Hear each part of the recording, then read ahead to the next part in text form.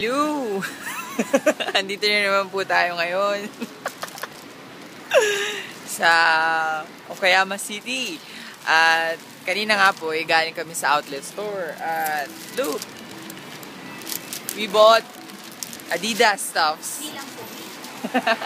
Tapos nandito, pasakay kami ngayon sa inintay natin ng train. Tram, ang tawag nila dito. Tapos, mga 50 pesos per ride sa pupuntahan namin. Pupunta kami sa another parang mall dito na mura lang. Mamumura mo yung presyo.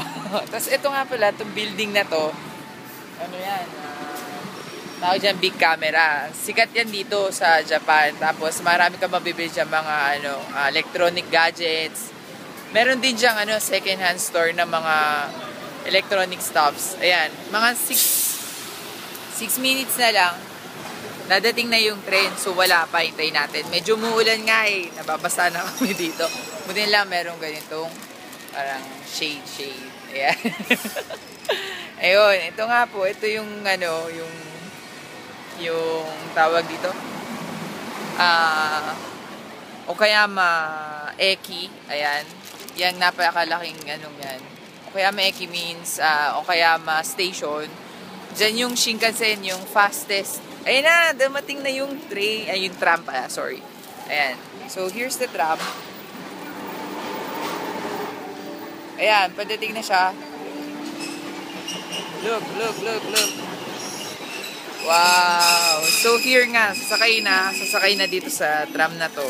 Ang pamasahe nito ay 50 pesos. So, para makapasok, gagamit tayo ng ganito, card. So, i-swipe lang natin yung card dito.